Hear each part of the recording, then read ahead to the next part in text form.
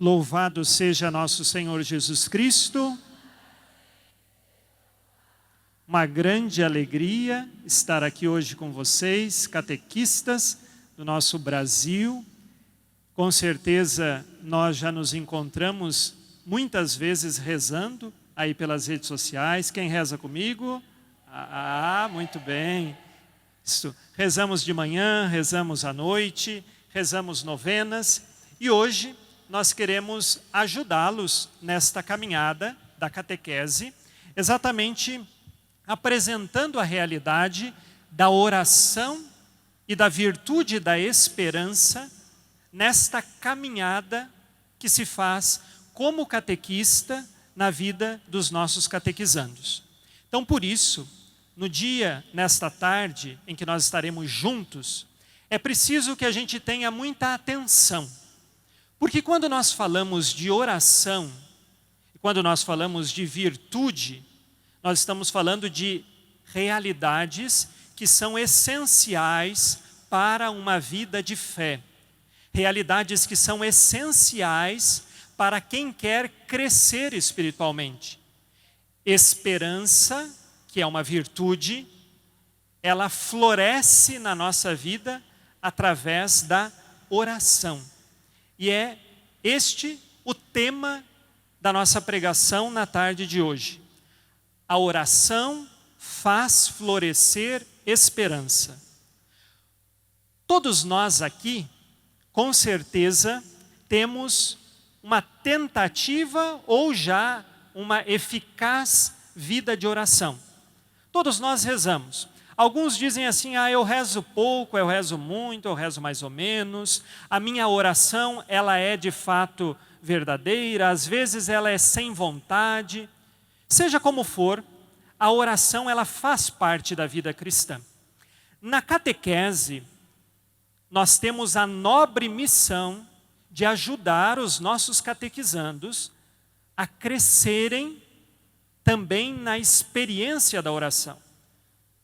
E crescendo na experiência da oração, fazê-los florescer esperança. Mas como eu posso fazer e ajudar um catequizando a crescer na oração, se eu mesmo ainda não fiz o mínimo dessa experiência de crescimento na oração? Como eu posso ajudar os meus catequizandos a crescerem na virtude, se eu mesmo já desanimei de buscar crescer na virtude? Por isso, o fundamento está em experimentar esta realidade de união íntima com o Senhor na oração, para poder ajudar outros também a trilharem o mesmo caminho. Estamos aqui com catequistas, pessoas que batalham na fé diariamente, porque ser catequista não é fácil. Ser catequista é uma batalha. E, portanto, os catequistas batalham diariamente para levar a experiência da oração, da fé, da prática das virtudes aos nossos catequizandos. E isto exige de nós um fundamento. Exige de nós que floresça a esperança através da vida de oração. E por isso, então, eu trouxe aqui uma frase de Santa Teresinha do Menino Jesus. Quando vocês abrem o Catecismo da Igreja Católica, na parte que fala da oração, esta frase de Santa Teresinha, que está aqui projetada, é a frase que dá início à realidade explicada do Catecismo sobre a oração. Podemos ler juntos, em voz alta, voz forte, esta frase de Santa Teresinha, juntos. Para mim, a oração é um impulso do coração. É um simples olhar lançado para o céu. É um grito de gratidão e de amor, tanto no meio da tribulação, como no meio da alegria. Santa Teresinha, então, ensina que dentro de nós, no mais profundo do ser humano, há um impulso, há uma busca, e esta busca não é por qualquer coisa, nós buscamos no mais profundo de nós, como já Santo Agostinho dizia, nós estamos ansiosos por procurar uma paz que só é encontrada em Deus. Então, no mais profundo de nossas almas, nós queremos Deus. E assim, quando então a nossa alma, o profundo de nosso coração, encontra um impulso para se encontrar com Deus, este impulso é a oração. Nós queremos então, na oração, nos encontrar com Deus. Por isso ela é um impulso, porque está dentro de nós o desejo de se encontrar com Deus. E o caminho para isto se concretizar se chama oração. E assim, este impulso do coração, diz Santa Teresinha, ele é um simples olhar lançado para o céu. Então nós não estamos aqui na oração simplesmente nos fundamentando em coisas deste mundo. A nossa oração é este impulso do coração que simplesmente eleva a nossa alma para o céu. Nós elevamos nossa alma para o céu, para as coisas que são do alto. E assim é um grito do mais profundo do nosso interior, em que nós agradecemos a Deus, e portanto o amamos e agradecemos a Deus pelo amor que dele recebemos. E aqui é importante, esta oração, este impulso, ele não pode acontecer apenas no tempo de alegria. Nós precisamos, seja na tribulação ou na alegria. Quantas pessoas que só se lembram de rezar quando estão passando por uma tribulação. E aí, quando tudo deu certo, os projetos se realizaram, com a graça de Deus eu consegui tanta coisa, e aí eu não agradeço. Ou eu rezo menos no agradecimento do que quando eu tenho que pedir na tribulação. Na tribulação eu faço N novenas, pedindo.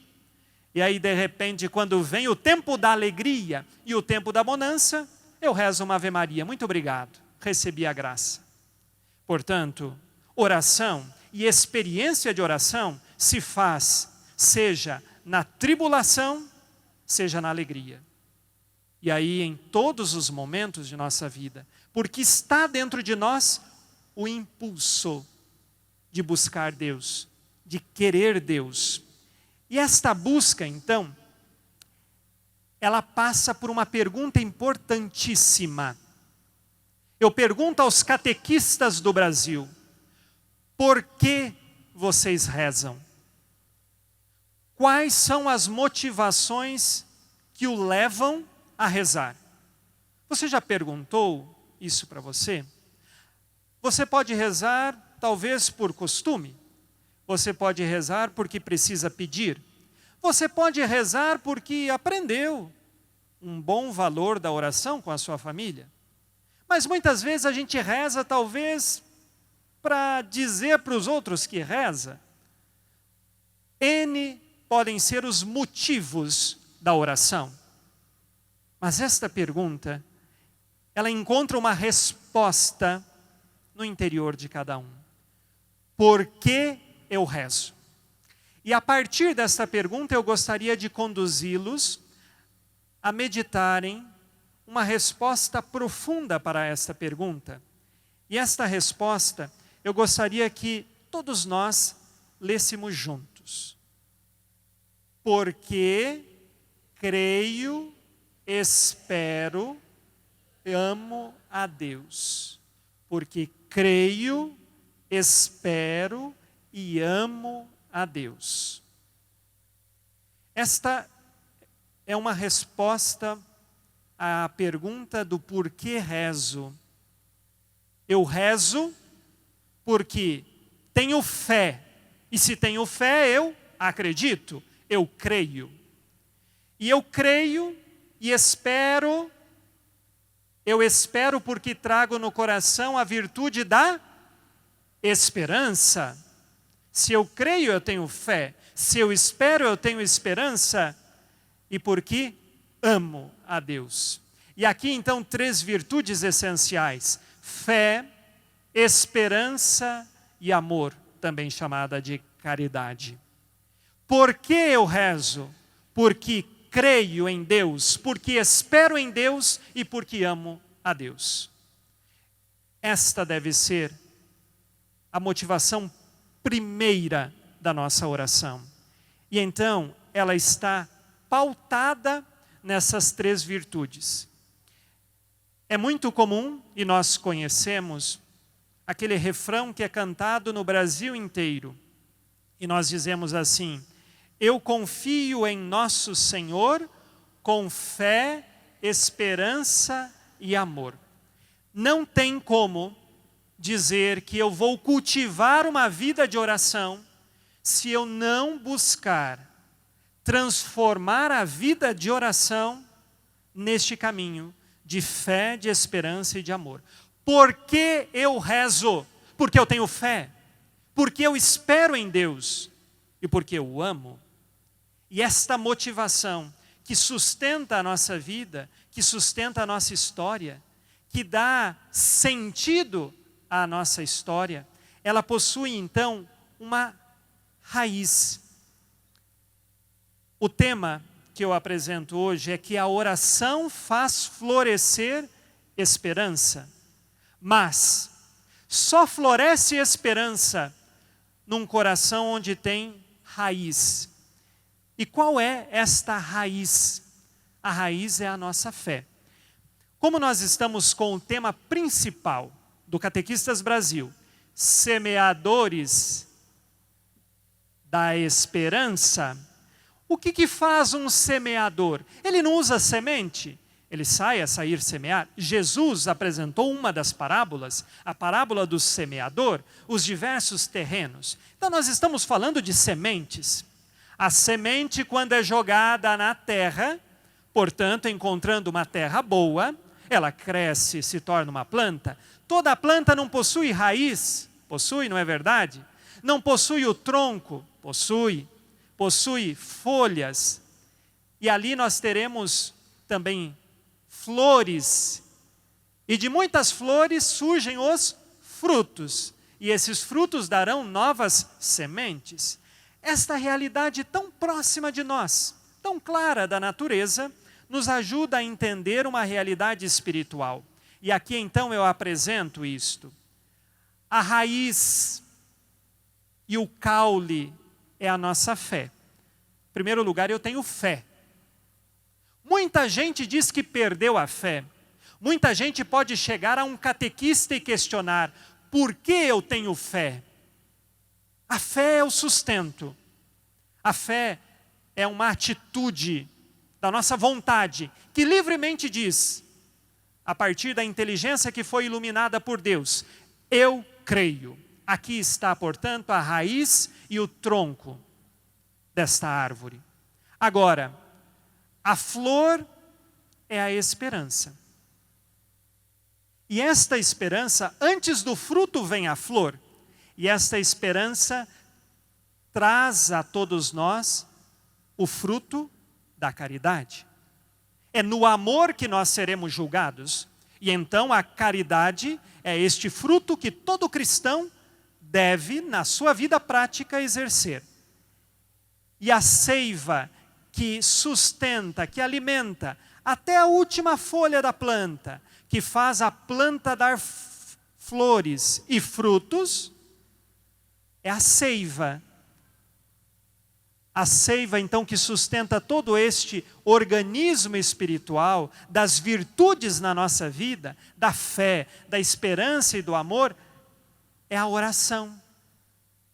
E aí, nós precisamos pensar como está a nossa vida de oração, porque vejam que a oração ela é essencial para sustentarmos a vida de virtudes, porque senão eu vou fazer os atos só por fazer, senão não vou frutificar amor, porque como que nós frutificamos amor, esperança e fé, quando nós estamos unidos intimamente ao Cristo, que sopra sobre as nossas almas o Espírito Santo, e este Espírito Santo, portanto, sustenta todo o edifício espiritual da nossa vida. Não podemos ser vaidosos, orgulhosos e autossuficientes, considerando que sozinho eu posso rezar, sem o auxílio do Espírito Santo. Isto é uma mentira. Eu só rezo se for sustentado e impulsionado pelo Espírito Santo. Todas as palavras da oração só surgem em nós pelo Espírito Santo. Nós só vamos frutificar amor, caridade no Espírito Santo. Só vamos florescer esperança no Espírito Santo. Só estaremos enraizados na fé, se for pelo Espírito Santo. Portanto, abandonemos o orgulho e a vaidade de achar que sozinhos nós podemos alguma coisa, que sozinhos eu posso algo. Não posso. E não posso querer fazer das verdades de Deus as coisas que são às vezes as minhas opiniões. Não posso. Preciso então ser conduzido pelo Espírito Santo. E assim nós faremos a oração florescer esperança. No mundo em que muitos perderam a esperança, e com certeza tantos catequistas veem essa experiência no seu dia a dia, de perceber que quantos catequizandos às vezes estão lá na catequese porque o pai e a mãe obrigam a estar. Quantos catequizandos que perderam a esperança? Quantos catequizandos que precisam ser e receber as sementes da esperança? Por isso, então, nós precisamos tomar uma decisão. A decisão começa por nós, porque os catequistas podem reclamar dos catequizandos, podem às vezes até reclamar da estrutura do lugar onde acontece a catequese, reclamar de um monte de coisas.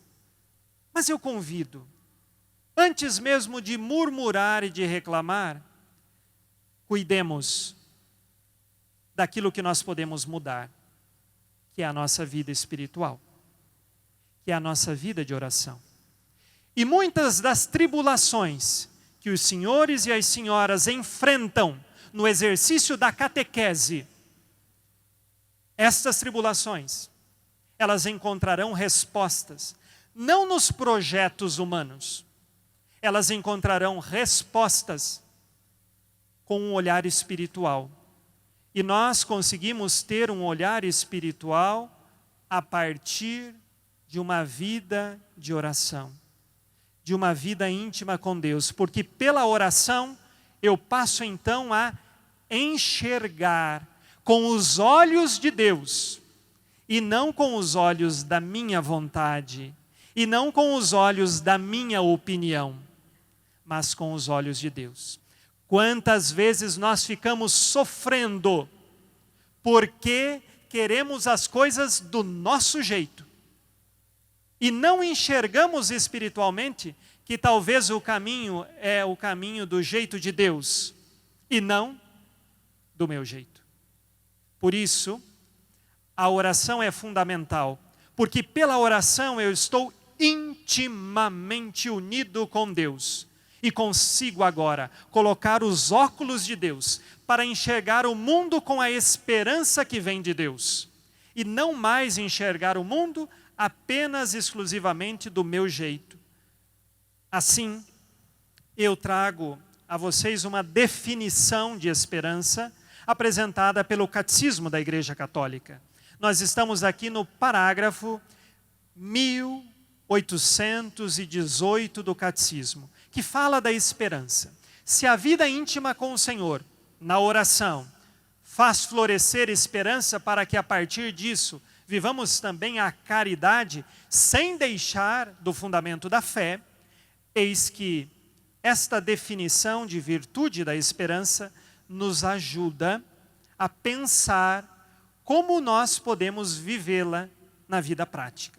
Começa então o Catecismo da Igreja Católica neste parágrafo a dizer assim: a virtude da esperança corresponde ao desejo de felicidade que Deus colocou no coração de todo homem.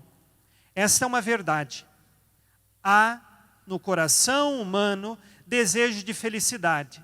Todos nós queremos ser felizes. Então o desejo de felicidade está. Uma felicidade que sim, pode ser já encontrada neste mundo, e este desejo está dentro de nós. Mas continua o catecismo dizendo assim: este desejo, ele assume as esperanças que inspiram as atividades dos homens, purificando-as e ordenando-as para o reino dos céus. Então, em primeiro lugar, somos seres humanos e naturalmente nós temos um desejo de felicidade aqui, de encontrarmos certa felicidade neste mundo. A virtude da esperança toma este desejo de felicidade que todo mundo tem, toma o desejo de felicidade e purifica-o e o ordena para uma felicidade que é muito maior do que todas as alegrias deste mundo. E eu pergunto, onde está esta felicidade? No reino dos céus, diz o catecismo. Portanto, é natural e é bom que nós tenhamos o desejo de ser felizes aqui. Porém, não podemos ser escravizados apenas por esse desejo da felicidade neste mundo. Precisamos buscar, precisamos construir aqui neste mundo, mas com tudo isso purificado e ordenado para um fim maior, que é lá. Isto é esperança. Desejo de felicidade, purificado e ordenado e voltado para onde? Para o céu. Esta é a esperança maior. De esperança em esperança neste mundo, seguimos rumo ao céu. E qual o efeito da esperança na vida cristã? O catecismo ensina: protege contra o desânimo, sustenta no abatimento, dilata o coração na expectativa da bem-aventurança eterna. Não vale a pena ter esperança com tudo isso? Sim ou não? Vale a pena ter esperança, porque a esperança nos protege daquele desânimo, aquele desânimo que é paralisador. Pelo Brasil afora, e com certeza você deve conhecer, quantos catequistas que desanimaram. Quantos catequistas que perderam a esperança. E esta verdadeira esperança, que começa com a felicidade que temos, com o desejo de felicidade que temos no coração, em busca da felicidade maior, isto protege contra o desânimo. Porque pode o mundo estar caindo em torno de nós, nós vamos ser sustentados no abatimento. A gente pode sentir a cruz pesar, mas quem tem os olhos voltados para o alto, para as coisas de Deus, quem tem os olhos voltados para a esperança maior, este pode sentir sim o peso da cruz, porque somos humanos, mas não desanima. Não vai cair no abatimento. Pelo contrário, vai dilatar o coração na expectativa de que eu aguardo a bem-aventurança eterna. O mundo sim, traz muitas tribulações e desafios. Mas o meu coração, que está neste mundo, se volta para a bem-aventurança maior. E então, nós estaremos sustentados. Quando estamos então abatidos, quando vier o desânimo, não se esqueça. Volte o seu coração e o seu olhar para o alto, para a esperança. Não deixe que as tribulações, lá na sua paróquia, lá no seu grupo de catequistas, lá na sua pastoral, lá no seu movimento, não deixe que essas tribulações lhe roubem a esperança. Pelo contrário, tenha um olhar espiritual de tudo isto. Alimente a sua fé, a sua esperança e frutifique no amor.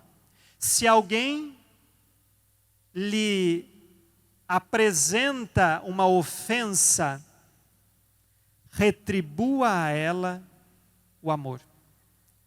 Padre, não é fácil, é difícil, sim, é difícil, mas vejam, se eu cultivo uma vida de união íntima com o Senhor pela oração, se eu tenho fé, se eu guardo o meu coração para a esperança maior que está lá, e isto me motiva a caminhar aqui, eu tenho que aprender de Jesus, que agora eu vou pela esperança superar.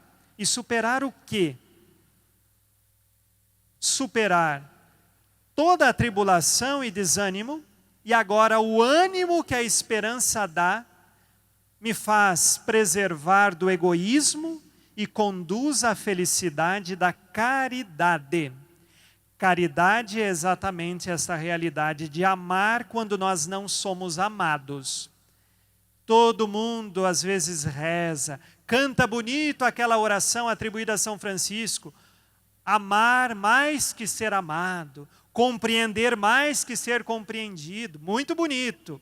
Mas aí, lá no grupo de catequistas, quando recebe uma ofensa, de repente, o que vem no coração é a seguinte atitude: vai pagar, aquela pessoa vai pagar. Se não pagar na justiça dos homens, a justiça de Deus. É? Mas como é bonito falar do amor e como é difícil viver o amor, não? Como é bonito ensinar na catequese as bem-aventuranças. Bem-aventurados os que são perseguidos por causa da justiça. É muito belo. Mas quando a perseguição bate à porta da nossa casa, da nossa vida, do nosso grupo lá da paróquia, aí, por isso, eu gostaria de conduzi-los a pensarmos num exemplo concreto. E este exemplo concreto, ele vai mostrar para nós todo este caminho de oração que faz florescer esperança. Esperança essa que está sustentada na fé, esperança essa que fará frutificar, com certeza, muita caridade. Alguém já ouviu falar de Santa Maria Goretti? Sim, muito bem. Morreu com 11 aninhos de idade. Ela logo ia fazer 12 anos. Aqui está a data de nascimento, 16 de outubro de 1890. E morreu em 1902. Prestem muita atenção. Eu apresentei a vocês um desafio. O desafio de viver a caridade, no amor. Esta caridade e amor que só acontece na vida se de fato estamos fundamentados na fé e na esperança. Vamos à história de Santa Maria Goretti. O casal tinha 6 filhos. Maria Goretti, ela era a mais velha dos 6. O pai de Maria Goretti, batalhador, trabalhava numa fazenda. Só que ele não era o dono da fazenda. O pai de Maria Goretti, ele trabalhava para o dono das terras no seguinte acordo: portanto, eu aqui trabalho, lhe dou uma quantia específica da produção. A partir disso, tudo aquilo que eu produzir a mais, eu, portanto, fico como lucro para sustentar a minha família. Vocês acham que dava muito lucro para ele? Não. Mas, em troca disso, ele conseguia ao menos o alimento diário para os 6 filhos, para a esposa. E conseguia morar num celeiro que ficava lá no fundo da fazenda, que o dono das terras permitia. Acontece que, mais ou menos 2 anos depois que eles estavam trabalhando lá, o pai de Maria Goretti, ele morreu de malária. E ficou então a mãe, com 6 filhos. Dona Assunta, mãe de Maria Goretti e dos outros, ela teve que assumir o lugar do esposo. Ela foi trabalhar nas terras. E quem é que ficava com as outras 5 crianças? Maria Gorete, a mais velha, tinha lá por volta de 10 anos. O vizinho, um jovem de 20 anos, o Alessandro,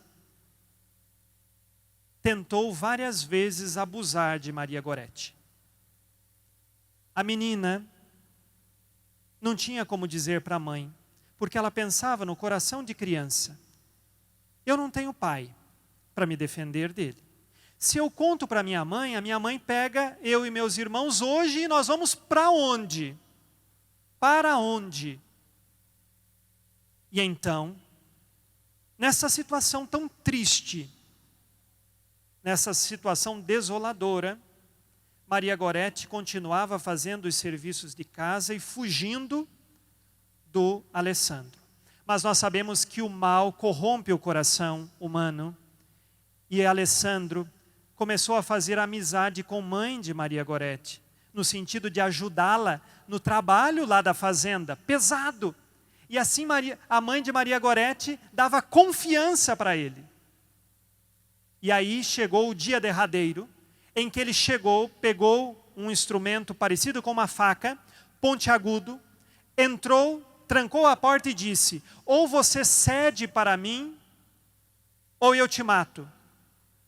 E a menina tinha 11 anos de idade e aprendeu uma vida de oração com uma mãe batalhadora e aprendeu a defender a virtude. E, portanto, aquela inocente menina, o que fez? Preferiu a morte. Ele então, com aquele instrumento parecido com a faca, a esfaqueou 9 vezes. 9 vezes. E ela ficou então desacordada, caída no chão. O Alessandro sai e se tranca na casa dele. Mas ele ouviu que Maria Gorete conseguiu se arrastar pelo chão, abrir a porta para pedir socorro. Ele volta e mais 5 vezes, somando 14 facadas, perfurando os intestinos de Maria Gorete, o que lhe causou uma infecção parecida com aquela quando estoura apêndice. E então veio a mãe e todo mundo e socorreram ela, mas para levar até o hospital mais próximo era distante. E então quando eles chegaram no hospital, o padre veio para atender Maria Gorete. E sabe o que Maria Gorete falava com o padre? Agora nós vamos aprender o que é caridade. Maria Gorete dizia para o padre: eu tenho sede, mas os médicos não deixam que eu tome água porque meu intestino está perfurado e a água vai aumentar a infecção. Eu ofereço a minha sede, como Jesus sofreu sede no alto da cruz, pela conversão do Alessandro. Maria Gorete não perguntou lá no hospital se já tinham prendido o Alessandro. Não perguntou se tinham matado o Alessandro. Ela queria saber da sua conversão. Porque ela trazia no coração uma esperança que não está guardada nas coisas deste mundo.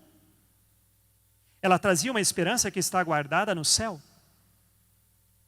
E é por isso então que ela quer saber da conversão daquele que será o seu assassino. E então, ela foi submetida a uma cirurgia. O padre, no aconselhamento que deu, disse: isso mesmo, minha filha, ofereça esse sofrimento pela conversão dos pecadores e também pela conversão do Alessandro. E ela foi submetida a uma cirurgia. E nessa cirurgia não lhe poderia ser dada anestesia. Ela não reclamou, nem gritou e nenhum gemido proferiu durante a cirurgia para colocar e costurar os ferimentos. Nada. Oferecendo em sacrifício pela conversão do Alessandro. Aqui nós vamos entender o que o Santo Evangelho nos ensina, de amar os inimigos. E então, Os médicos terminaram a cirurgia, mas ela continuou com hemorragia. Não tinha mais o que ser feito. Ela virou a cabeça no ombro da mamãe, Dona Assunta, que estava ali acompanhando a filha no leito de morte. E as últimas palavras dela foram estas: eu perdoo o Alessandro e estou indo para o céu para rezar pela conversão dele. Quando nós aprendermos a carregar uma caridade heróica, uma esperança tão grande como esta, que leva a perdoar, a amar e querer do outro a salvação, quando nós chegamos a este ponto, tenham certeza, nós estamos florescendo esperança e caridade. Não é fácil, mas Deus nos concede isto. E o desfecho da história: Maria Goretti morreu. O Alessandro foi preso. Em nenhum momento ela ficou preocupada. Lembra o que eu dizia? Talvez se fosse conosco, o que a gente estaria pensando lá no hospital? Já prenderam ele? Ele tem que ser morto, talvez, não sei. O que nós desejaríamos para o Alessandro? Se ele tivesse feito isso conosco, o que desejaríamos?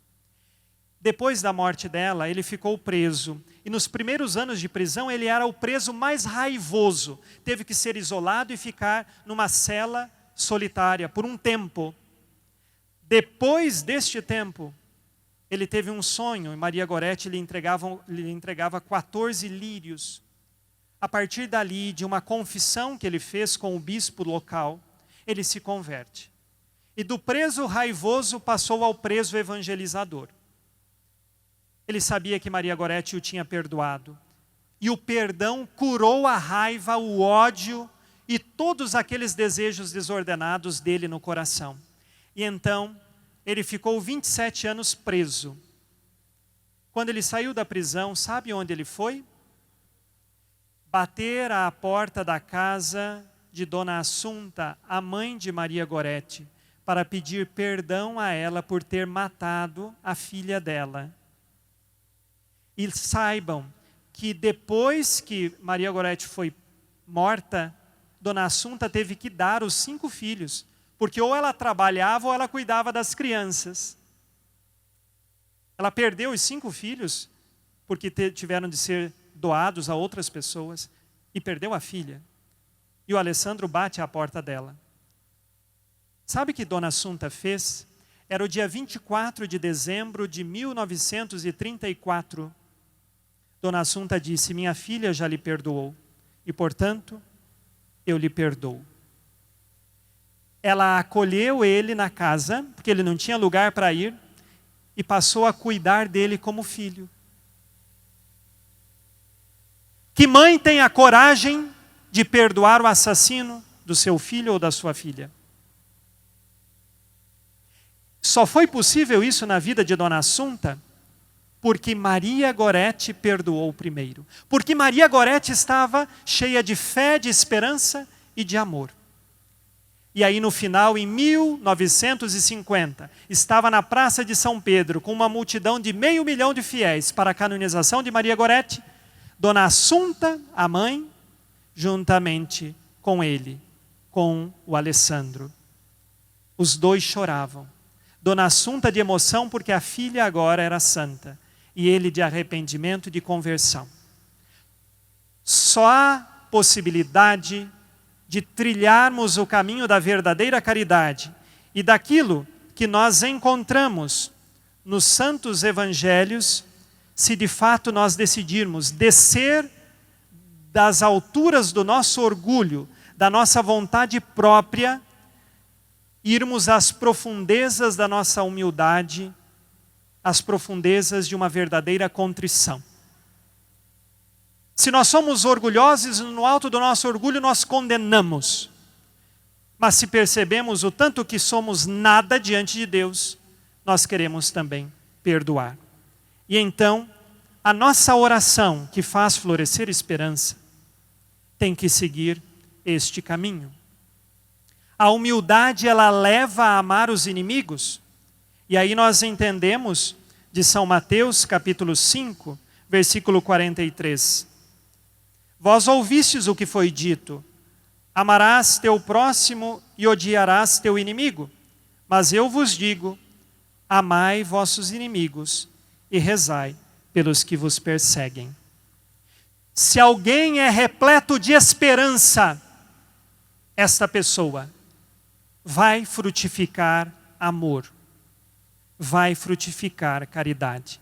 E o amor, ele cura os corações. E a cura dos corações renova a vida cristã. E aí as 3 virtudes que eu dizia no início: fé, esperança e caridade. Essas 3 virtudes teologais, elas são alimentadas na nossa vida diária através da oração. Saibamos nós lutar pelas virtudes, lutar por uma vida de oração e ensinar os nossos catequizandos a lutarem por isto, porque isso é que vale a pena. Tantas outras coisas que talvez nos preocupamos e que não valem a pena. Mas a oração, que faz fé, esperança e amor e todas as outras virtudes crescerem na nossa vida, isto vale a pena. Porque nós estamos com os olhos fixos no alto. Nós estamos com os olhos fixos em Deus, nosso Senhor. E aí nós sabemos, oração faz florescer esperança. Eu quero encerrar aqui dizendo uma mensagem muito especial a vocês catequistas, que eu dizia no início: batalham diariamente. É necessário lutar por uma vida de oração. Não se deixem tomar pela preguiça. E quando vocês perceberem que a missão de ser catequistas encontra provação, portas fechadas, rejeição e tantas realidades de dificuldades, não se esqueça. Nós não podemos, de maneira alguma, nos cansar de fazer o bem. Porque quem tem esperança não tem mais um coração cansado. O corpo pode cansar, mas a alma está viva e repleta de esperança. São Paulo disse na 2ª carta aos Tessalonicenses: e vós, irmãos, não vos canseis de fazer o bem. Este menino que carrega a sua irmã nas costas é de uma enchente. Ele perdeu tudo, casa, tudo que tinha, mas não perde a esperança. E com força. E veja que ele é um menino bem magrinho.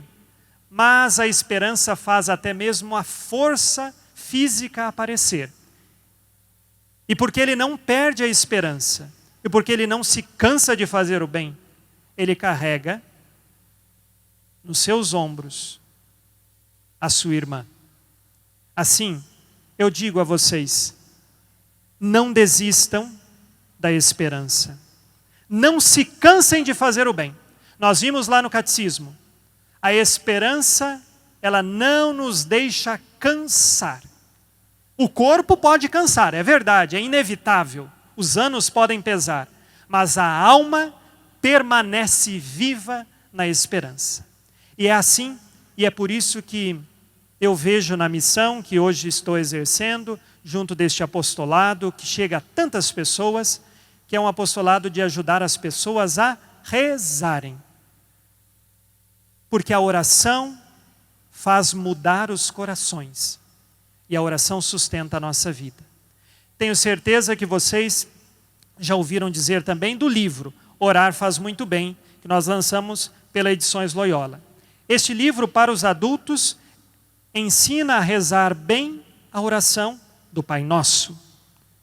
Agora, sei também que muitas crianças rezam comigo, sobretudo Boa Noite, meu Jesus. Algumas outras, a oração da manhã. Então, muitas crianças. E então nós preparamos um material especial para as crianças. Material este que pode ser utilizado mesmo na catequese, que é Orar Faz Muito Bem para as Crianças, lançado hoje, neste evento. Primeira mão, Orar Faz Muito Bem para as Crianças. Inteiramente ilustrado, a base dele está a oração do Pai Nosso. Eu ensino de uma forma didática a rezar a oração do Pai Nosso e a entender, numa fala muito própria para as crianças. Então nós temos agora já disponível, seja aqui na loja oficial do evento, também na livraria Santuário, que está aqui atendendo o evento. Os 2 livros estão disponíveis lá. Eu termino dizendo, me faltam 43 segundos e eu sou muito preciso no horário que me foi dado. Eu termino dizendo então, rezem, rezem sempre, não desanimem. Catequistas do Brasil, fundamentem a sua vida na fé, na esperança e no amor. Sei que muitas pessoas vieram aqui também, talvez com a oportunidade de me encontrar pessoalmente. Eu estarei lá na loja oficial aqui do evento, mesmo fazendo autógrafos dos livros. A partir da tarde, agora toda, eu estarei lá. Se pudermos nos encontrar, será também uma grande alegria. Louvado seja nosso Senhor Jesus Cristo.